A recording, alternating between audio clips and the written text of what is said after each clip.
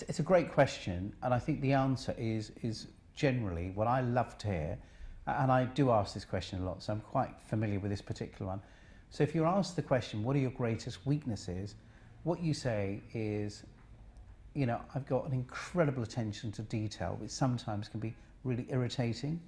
I'm one of these people, unfortunately, I do tend to spend a lot of time in the office, which I do think is a bit of a weakness. I should generally, you know, go home, but I'm one of these people, I have to stay there right to until I finish what I'm doing. I suppose the other thing, which I think is a weakness of mine, is I can be very frank and very open, which doesn't always go down very well.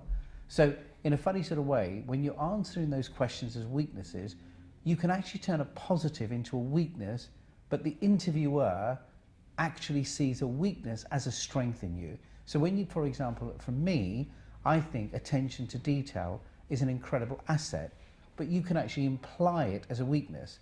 So a weakness doesn't have to be as negative as some people come up with.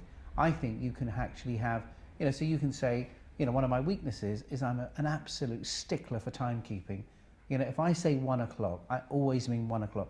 Timekeeping to me is absolutely paramount, but not everybody shares that. So you can actually refer to a positive as a weakness. I think, you know, you've got to remember that you are at an interview, and therefore, you know, any answers that you get, because bearing in mind, you've got 60 minutes to make an impact, and in that 60 minutes, your impact has got to secure you that job.